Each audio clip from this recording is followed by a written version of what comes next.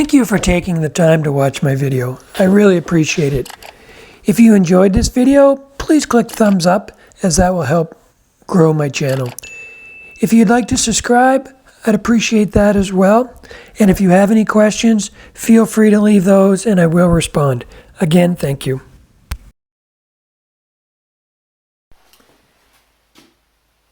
Hopefully you've been following along on my channel, so you've actually seen this piece of wood before. This is another piece from the log that my daughter had found, which is spalted maple.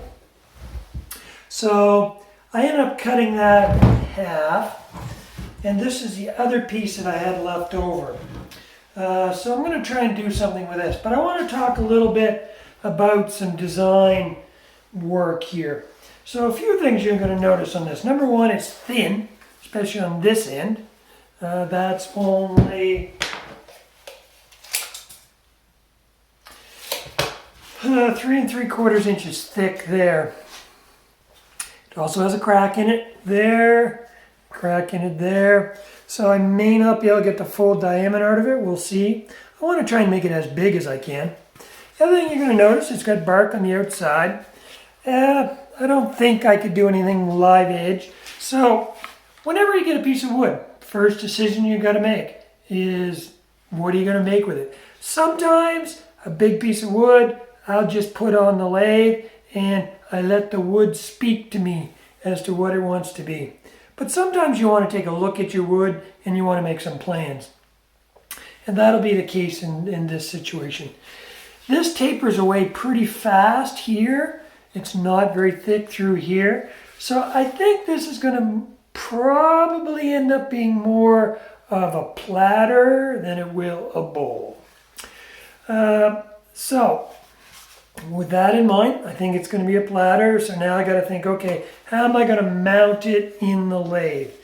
So I've got a couple options.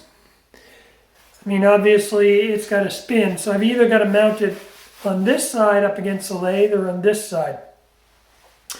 Usually you want to mount something. If it's a bowl, you want to put if you're going to use a faceplate, for example, you'd want to put your faceplate on this side so that the screws that you use will be cut out as part of the bowl. Or you can mount it between centers, turn a tenon, and then the tenon would become the bottom of the bowl. So when I go to use a faceplate, I've got a couple options. I've got more than two, but these are two that I have. So this is a smaller one. You can see this. It just holds 4 screws. This one bigger around, and it holds 8. I'm going to go with the bigger one. The reason being is, not that it's very heavy, not that I need a big one, but I want to put some short screws in it. Just because, again, my piece isn't very thick. So I'm just going to use these screws, which are 1.5 inches, as opposed to normally I'd put in these screws, which are 2 inch, or 1 and 3, yeah, 2 inch. And if I was going to use this one, I'd probably use 2 inches. But they'd be so long that I'd be getting kind of, I don't want them to show through the finished piece. I want to be able to remove it all. So I want to keep them short here, and especially where this is so shallow. So I'm going to go ahead and put these screws in here.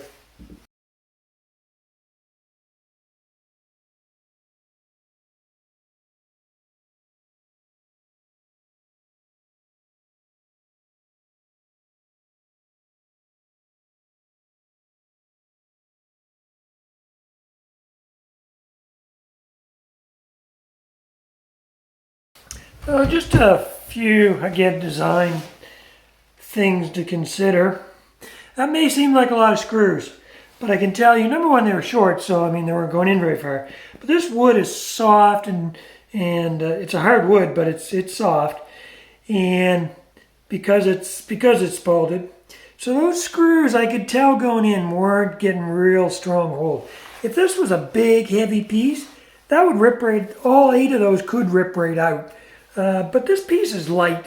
It's not very big around, so I should be fine. And it's fairly round to start with. If it was out around, it would be that much more force on those screws because it would want to bounce around as it's spinning. So again, all part of the design. When you're looking at a piece of wood and you're thinking, okay, what am I going to do with it? It's all things you got to consider. How am I going to hold it in the lathe? Will screws hold? All things to consider. So I'm in good shape now. We'll go get it on the lathe and start turning.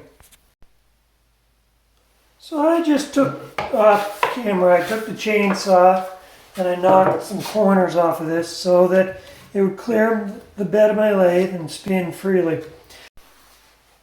Okay, I've got it mounted back on my lathe again. Something you should always do before you turn the lathe on is give it a spin by hand. Just make sure it's clear. You do not want that to start up, come around here and hit this on your bed and just rip it off. So just give it a spin. It's a good safety thing to do to make sure everything's free. And we should be in good shape there now.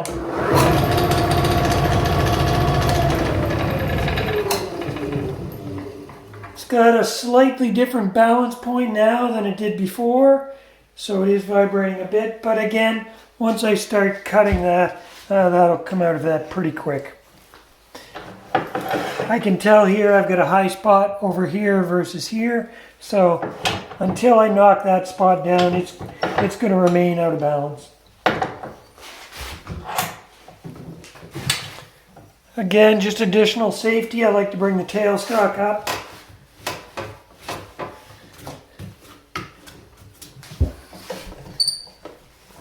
Just to help hold it in place.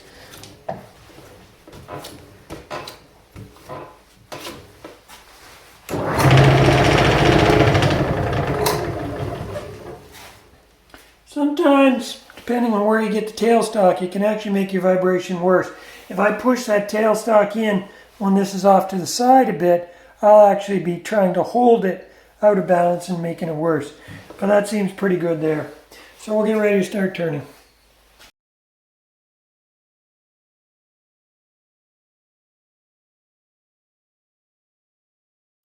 Here I'm using my ball gouge and doing the push cut. That's probably the best way to remove a lot of wood quickly.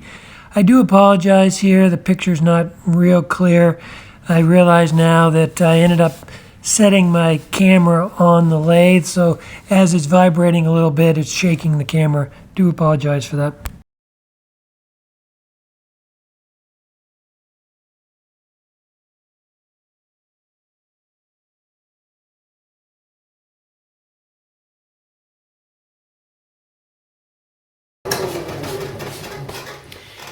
Now, this is still relatively wet wood. We're going to talk about this later. I'm going to put this in my kiln to let it dry up. But, so it's turning fairly well. Not getting a great surface yet, but once it gets round, that'll get better. But one thing I do want to mention, just a safety feature, and you'll notice, I don't know if you can see, but I'm actually standing off camera, and I'm doing what's called a push cut. So I'm presenting the tool this way and pushing up and riding the bevel on this. It also puts me back, so I'm not standing right in front of it here, because chances are, you see where this bark here is, I'm going to catch that at one of these times around and get underneath that, and that could come all off in one piece. You don't want to get hit with that. So I try and stand out of the way, especially until it's round. When it's out around like that, yeah, you want to just not be standing directly in front of it.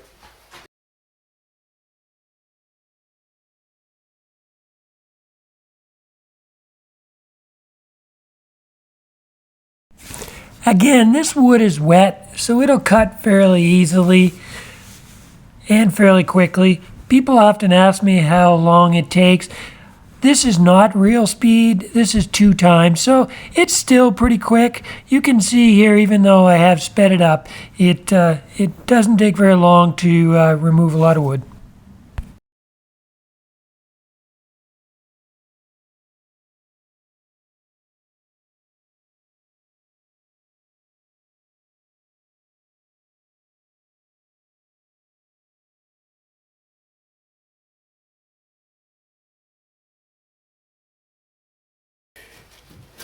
So the bark is starting to come away. I've got a bit more here. It's a really rough surface here. And just to explain why that is right now, because it's out around, my tool tends to bounce a bit. And I mean, not a lot, but just enough that it's going to be cutting, not cutting, cutting, not cutting, and that's enough to make that surface rough. When it gets round so that I've got contact 100% of the time, that'll smoothen up quite a bit.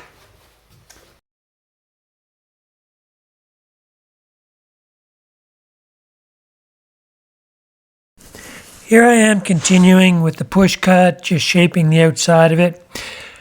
After getting it on the lathe, pleasantly surprised. I do have enough material here to make a bowl out of this. It will not be a platter, as I'd mentioned earlier. The other thing you can see now here at the tailstock that I'm starting to form the tenon, which I will use to mount it in the lathe once I turn it around.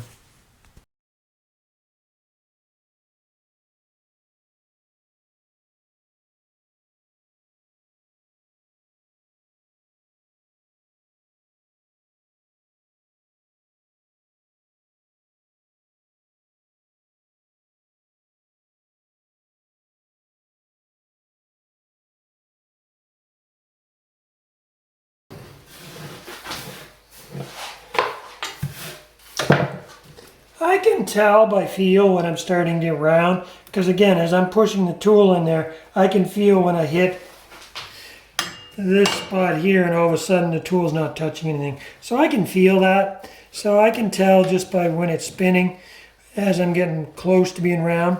So I've just got a little bit left there and a little bit, well, on this flat spot here. I've got to take it, just to explain, this is the smallest diameter because I'm not touching here and I am here. So this spot is going to have to come down until I'm touching here.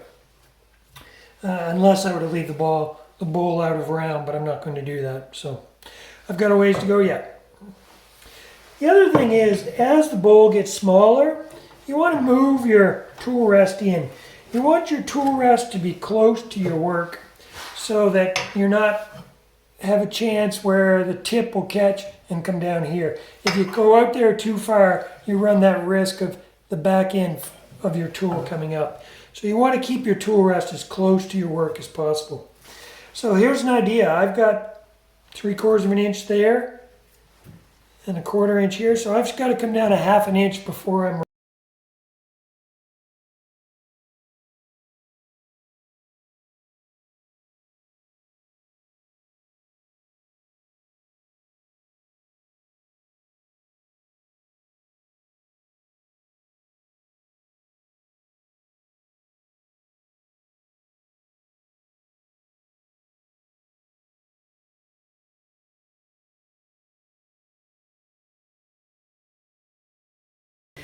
Now, I don't know if you noticed there, but earlier on we talked about a push cut. A push cut is when I put the tool in this way to the wood, and I've got a fairly big lip in front of me and I'm coming up the side. I'm removing a lot of material quickly. I don't necessarily get the smoothest finish. I had switched to where instead of riding this bevel right here on the tool, so if you can see that, riding the bevel is this part here rubbing up against the wood. What I did later on as I got shaped, I rolled it over so that I'm rubbing on this side of the gouge. And by doing that, you're using it more like a scraper and you can do very fine cuts. So the push cut will give you shavings that look like this, whereas that scraping will give you shaving. So people often ask me how long to turn a bowl. Now I'll tell you it takes me longer to turn a bowl, especially when I'm doing a video because I'm talking, stopping. But I mean, I was only turning on the outside of this bowl maybe 10 minutes, and I'll be less on the inside. Now this is just the first turning. You're going to see this going in the kiln to dry, and I'll have to do it over again. But I mean, I'm only going to spend, like I say, rough turning this, probably just a little over half an hour, maybe 40 minutes. And then I'll be that long again, turning it the second time and applying the finish. So probably an hour and a half.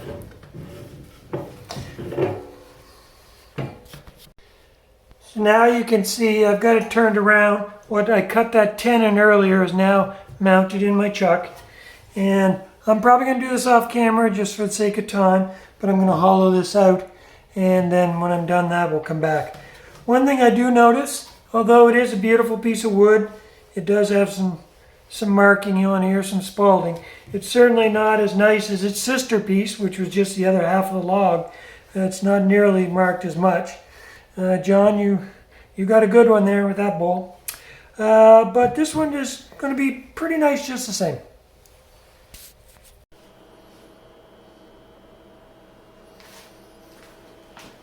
Now, just so you know, I finished turning the inside of this bowl. It took me 4 minutes. So not very long. It's, again, not a smooth surface. It's not a finish cut, but it's going into the kiln. Now, I'll show the kiln again. The kiln is just a cardboard box. And I have a video on this that I explained a little bit more detail on it. But I also had some questions.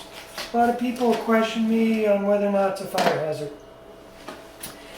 I can safely say that it's not. I don't believe that it is. I have a light bulb here. In this case, I'm starting off, and you can play with it depending on how dry your wood is, but I'm starting off with a 40-watt light bulb.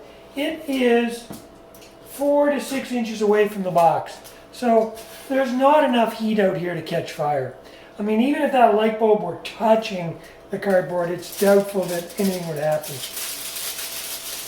So what I do is I have this heat shield that goes over the light bulb and up against the box, so that all the air from the fan that I have ends up drawing in here across the light bulb and into my box. And it's just enough heat to dry that out slowly. I'll leave that in there for a couple days, and then we'll check the moisture after that.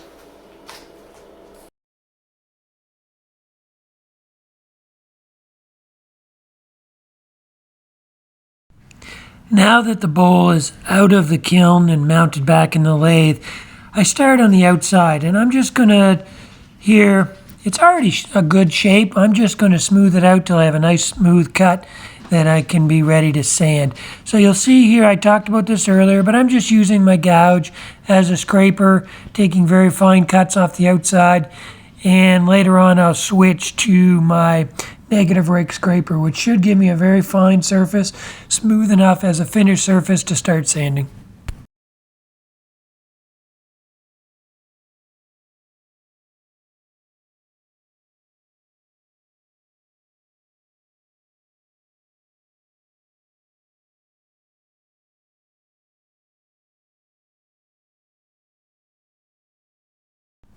Here I'm demonstrating my negative rake scraper. The negative rake scraper is sharpened on the grinder. You sharpen one side and then the other. The side that you sharpen last actually doesn't cut as well because you end up putting a burr on the negative rake scraper. That burr actually helps you cut. So when you're done sharpening it, one side will cut much better than the other. The side that's got that burr that's rolled over will actually cut much better than the opposite side. Here I apply the sanding sealer. Again, that does a couple things. One, it stiffens up any fibers that might be loose and standing up, and it also seals the wood, which makes it easier to sand.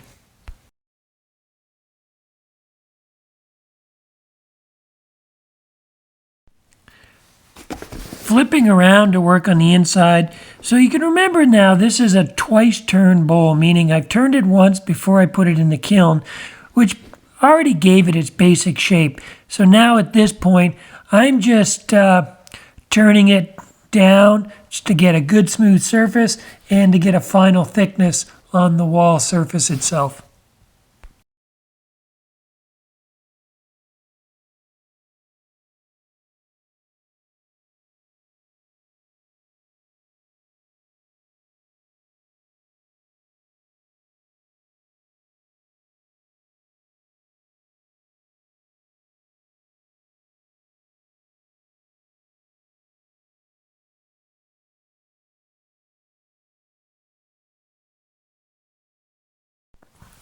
I think I may have pointed this out in a previous video, but I just want to show it here again. When I'm cutting, especially on the inside, I never look at the tool and where the tool's cutting. I always look at the opposite side of the bowl. Because it's spinning around, I can see on the opposite side what's happening at the tool face. If I were to try and bend around to see the tool, I'd have a very difficult time seeing it, especially with all the shavings. So it's much easier to look directly across from the bowl and see how well I'm cutting and how much material I'm removing.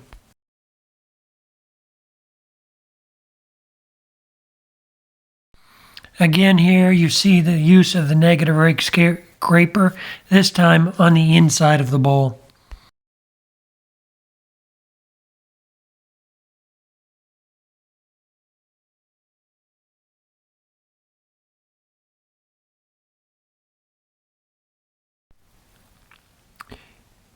Here you can see a small piece that's broken out. That was most likely either a branch that was growing off the tree or a bit of the pith left over. But I think more likely looking at it, especially the small diameter relative to the overall size of the bowl, that this was most likely a branch.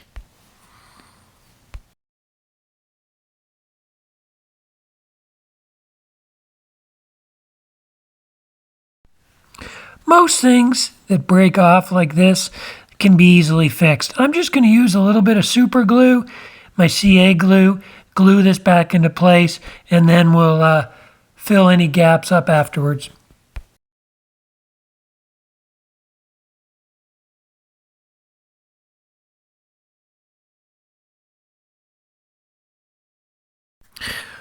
When you're working with spalted wood, and you can see this piece that's broken out, right where it's broken out, there's a black line from the spalding. One of the things you can do is use coffee grinds to fill any gaps that you may have there. And the coffee grinds actually are a very good color match to the spalted wood.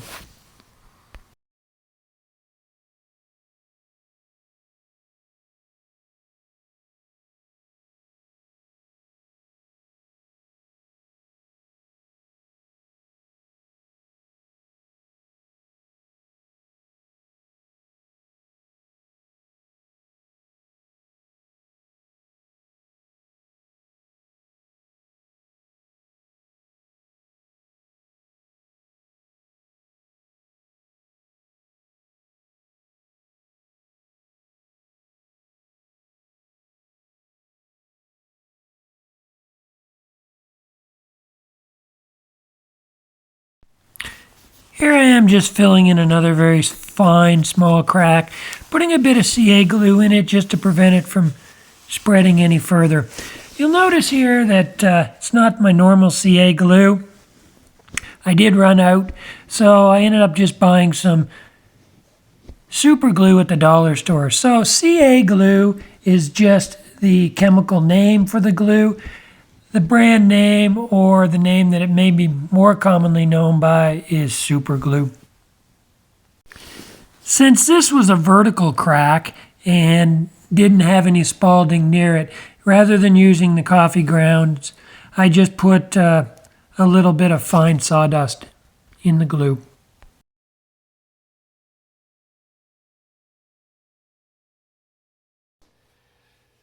So I know this project was a little bit different this week. Here is the finished product. I didn't show the very end of it and how I finished it. I used my standard abrasive compound and polishing compound. But this week I really want to focus more on design, some of the things that go into the thought process of just starting with a piece of wood and then making some decisions and what you end up with in the end. Still, it turned out very nice. It was not quite as spalted as its sister bowl, which if you follow along, you'll remember seeing that as well. But still, I think it turned out very well. It's about 9 inches in diameter and 3 inches deep, so it's a good sized bowl. For those that watched to the end of this video, I thank you very much. I appreciate that. There's the repair I did. If I didn't point that out, I'm sure you'd never find it. That piece broke out and was glued back in with using coffee grinds. So please let me know what you think. Leave a comment or a question and I'll respond. Again, thank you for watching.